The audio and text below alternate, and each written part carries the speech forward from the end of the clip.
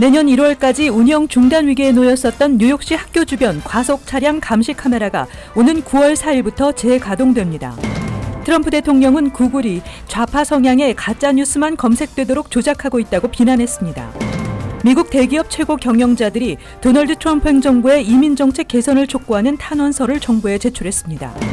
미국 청년층의 학자금 빚이 1조 5천억 달러를 넘어섰습니다. 정부의 지원 프로그램이 미흡하다는 지적입니다. 한인은행들의 고객 예금 규모가 지속적으로 증가하고 있습니다. 이상은 이 시각 주요 뉴스입니다. 시청자 여러분 안녕하십니까? KBN 뉴스입니다.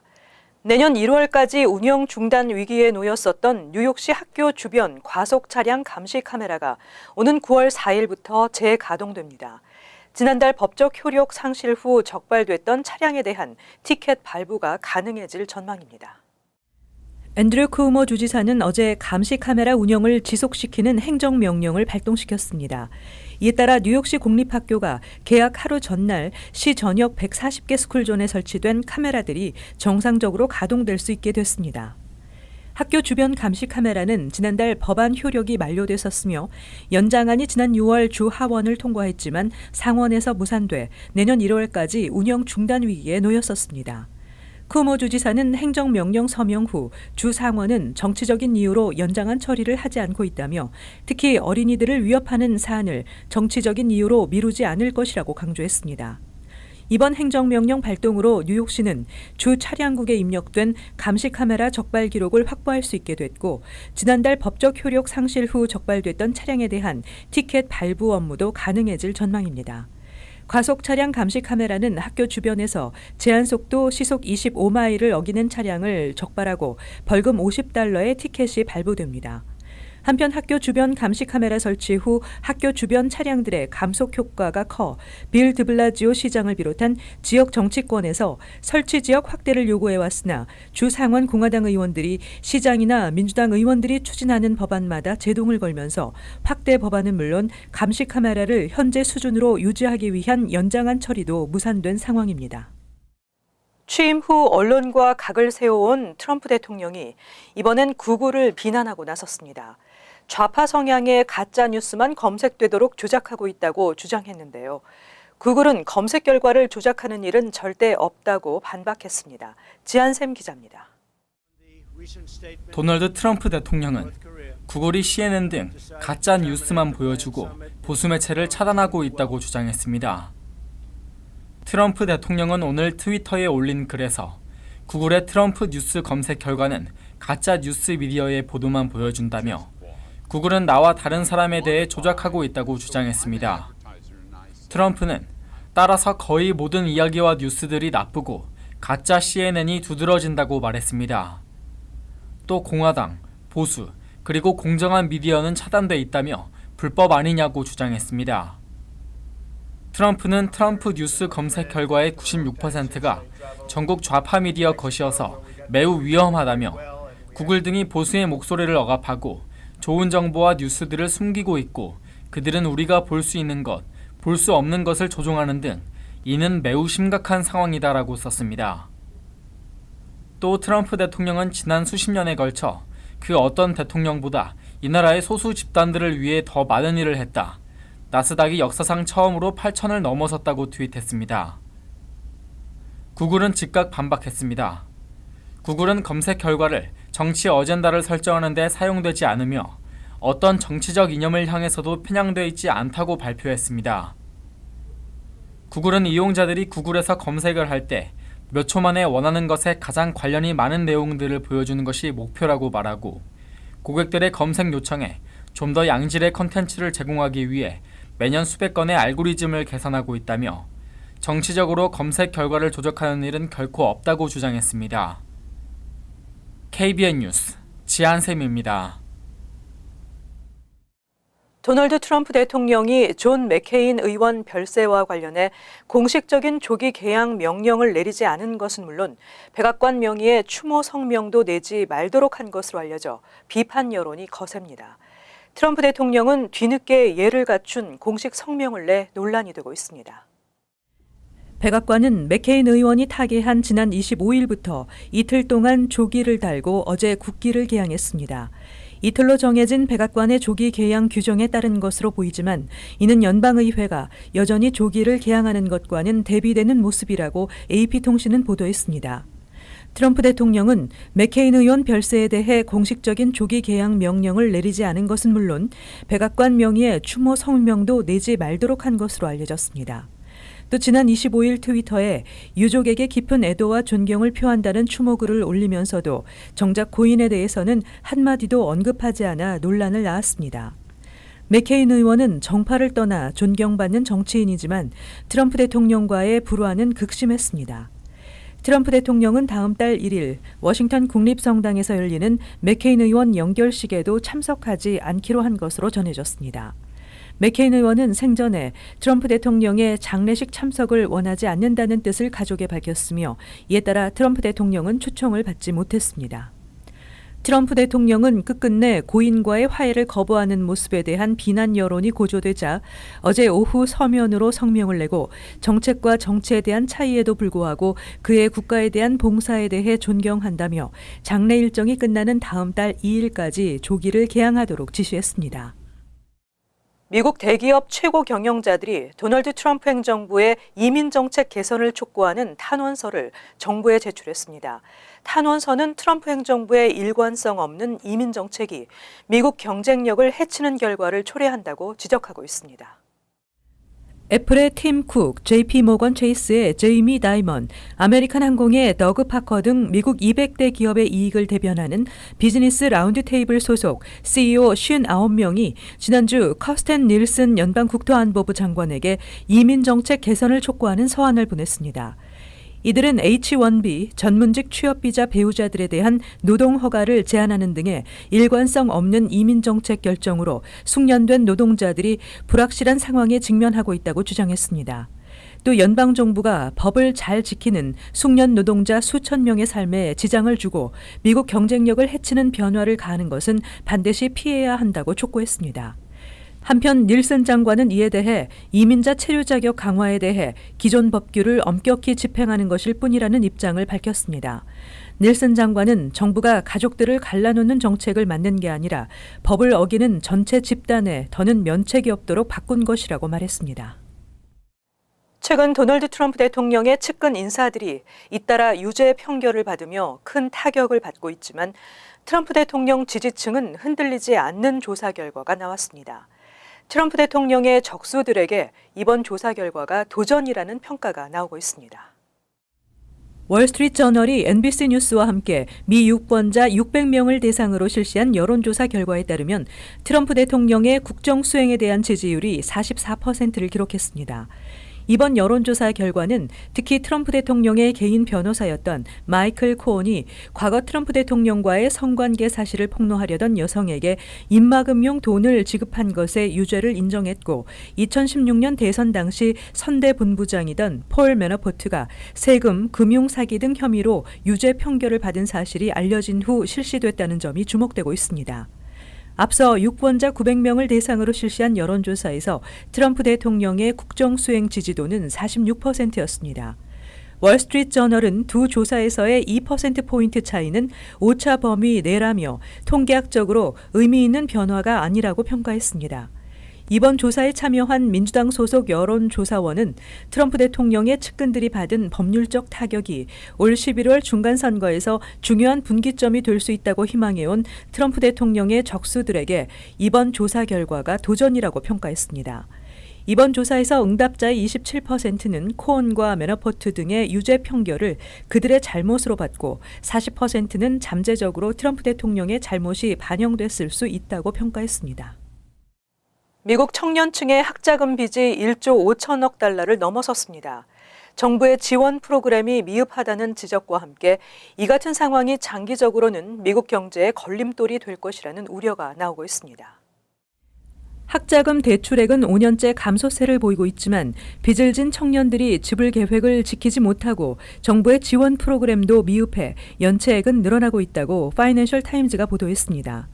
연방 당국과 정치권은 증가하는 학자금 부채가 장기적으로 미국 경제에 걸림돌이 될 것이라고 우려하고 있습니다. S&P 글로벌 보고서에 따르면 미국 학생 부채 전체 규모는 2010년 이후 5천억 달러 증가했습니다. 전문가들은 학생 부채가 소비자 신용 부문에서 가장 나쁜 평가를 받고 있다고 지적했으며 브루킹스 연구소는 지난 1월 보고서에서 대출자의 40%가 2023년까지 대출금을 체납할 수 있다고 경고하기도 했습니다. 이와 함께 학생 부채 완화를 위해 2015년 말 도입된 다양한 정부 프로그램이 별 도움이 되지 않는다는 지적입니다. S&P는 정부 프로그램이 학생 부채를 줄이는 데 실패한 가장 큰 이유는 단순히 부담을 정부에 떠넘겼기 때문이라며 정부가 연체자들을 대신해 부담해야 할 금액에 대해 과소평가하고 있다고 우려했습니다. 한인은행들의 적극적인 예금 확보 경쟁과 연방 기준금리 인상에 따른 예금 이자 상승에 따라 한인은행들의 고액 예금 규모가 지속적으로 증가하고 있습니다. 특히 한인들은 예금을 통한 안전 자산을 선호하고 있어 앞으로 고액 예금 규모는 지속적으로 증가할 것이라는 전망입니다. 2018년 6월 30일 현재 뉴욕 일원에서 영업하는 10개 한인은행에 10만 달러를 초과하는 고액 예금 계좌의 규모는 총 76억 3,747만 3천 달러에 달한다고 연방예금보험공사가 발표했습니다. 이는 지난해 2분기 총 60억 6만 6천 달러에 비해 27.29% 증가한 것이며 이들 은행의 전체 예금고 227억 3,541만 8천 달러 중 10만 달러 이상 예금 계좌가 차지하는 비율이 무려 33.59%에 달하는 것입니다. 10만 달러 이상 고액 예금 계좌를 가장 많이 확보한 은행은 뱅크 오브 홉과 한미은행으로 뱅크 오브 홉은 10만 달러 이상 고액 예금이 총 38억 3,906만 6천 달러로 전체 한인은행 고액 예금 계좌 총액의 절반을 넘어서는 50.27%를 차지했습니다. 한미은행은 10만 달러 이상 고액 예금이 13억 5,003만 1,000달러로 한인은행 전체 고액 계좌 총액 17.68%를 차지했습니다. 한미은행은 10만 달러 이상 고액 예금이 13억 5,003만 1,000달러로 한인은행 전체 고액 계좌 총액 중 17.68%를 차지했습니다. 이어서 퍼시픽시티뱅크와 메트로시티은행 순으로 나타났습니다. 이처럼 10만 달러 이상 고액 예금 계좌 규모가 지속적으로 증가하고 있는 이유는 한인은행들이 경쟁적으로 예금 유치에 나서고 있고 연방 기준금리 상승에 따른 예금 이자율이 오르고 있기 때문입니다. 많은 노선의 항공기 운항 시간이 10년 전보다 오히려 늘어난 것으로 나타났는데 이는 항공사들이 지연 도착에 따른 보상금을 회피하려는 전략이라는 분석입니다.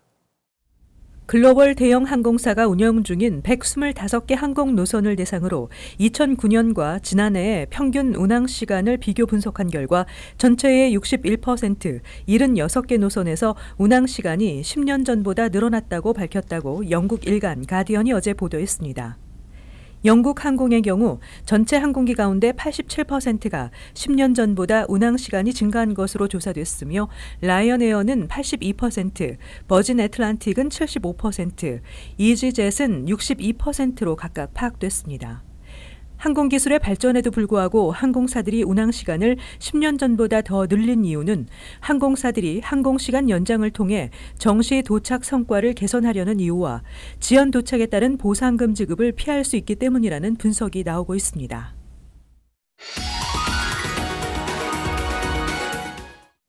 이어서 LA 지역 한인사회 소식입니다. LA시가 지역구 도로 재정비 사업의 하나로 추진하고 있는 프로그램이 한인들의 큰 호응을 얻고 있습니다.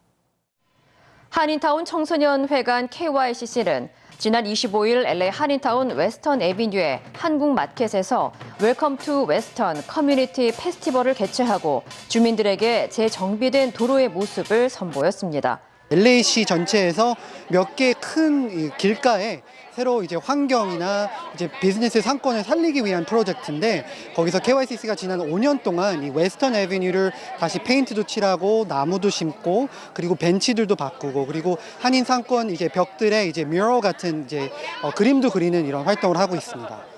특히 인근 한인 비즈니스 업주들은 이번 프로젝트로 한인뿐만 아니라 타인종까지 증가하면서 매출 증가에 영향을 미쳤다며 긍정적인 반응을 보이고 있습니다. 한편 일각에서는 한인타운을 활성화시키기 위해선 도로 위생과 주차 등의 문제가 해결돼야 한다는 목소리도 나오고 있습니다. 간 쇠고기 제품이 대장균 오염 우려로 리콜 조치됐습니다. 카길 육류사업부는 캘리포니아주와 콜로라도주에서 유통된 일부 간 쇠고기 제품에서 이콜라이균에 오염될 가능성이 발견됐다며 총 25,288파운드를 리콜한다고 밝혔습니다.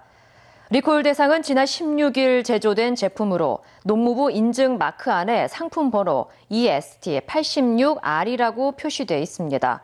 이콜라이 균에 감염될 경우 설사와 복부 통증 그리고 탈수 증상이 최대 감염 8일 후에 발생할 수 있습니다. 한편 연방식품안전검사국은 해당 제품이 냉동이나 냉장에 보관돼 있는지 확인하고 제품을 구매했을 경우 구입처에서 환불받거나 즉시 폐기할 것을 당부했습니다. 이어서 간추린 소식입니다. 2018년 평창 동계올림픽 금메달리스트인 한인 스노우보드 천재소녀 클로이 김 양이 최근 조최라는 한인 이름을 사용하는 계정 이용자가 자신과 가족들을 대상으로 한 악담을 올렸다는 피해 사실을 트위터를 통해 공개했습니다. 최근 클로이 킴의 소셜미디어 계정에 클로이 킴을 조롱하고 버릇없는 한인 매춘부라는 내용의 메시지가 올려졌으며 네티즌들은 있을 수 없는 일이라며 분노하고 있습니다. 론킴 뉴욕주 하원 의원이 오는 30일 오전 11시 백구경찰서에서 가방 800개와 학용품을 무료 배포합니다. 가방은 소득 수준과 학년에 관계없이 누구나 선착순으로 받을 수 있습니다. 김 의원은 건강보험사 헬스퍼스트의 후원으로 지난 2010년부터 매년 백투스쿨을 앞두고 지역 어린이들을 위해 필통과 필기도구, 공책, 가방 등을 무료로 배포해 오고 있습니다. 어제 정오 자유의 여신상 박물관 건설 현장에 프로판 가스탱크에서 화재가 발생해 관광객 3천여 명이 긴급 대피하는 소동이 벌어졌다고 뉴욕시 소방국이 밝혔습니다. 자유의 여신상이 있는 리버트 아일랜드에서는 2만 6천 스퀘어피트 규모의 새 박물관을 내년 5월 완공을 목표로 공사가 한창 진행 중입니다. 파이저 컨슈머 헬스케어는 사온스 에드빌 어린이용 해열 진통제와 함께 동봉돼 있는 계량컵에 복용량이 잘못 표기돼 있어 이 제품을 리콜 처리하기로 결정했다고 어제 발표했습니다. 파이저는 잘못된 표기가 과다 복용을 야기시킬 수 있다며 해당 제품 구매자들은 즉시 구입처로 가서 반품할 것을 권고했습니다. 계속해서 환율과 증권 소식입니다.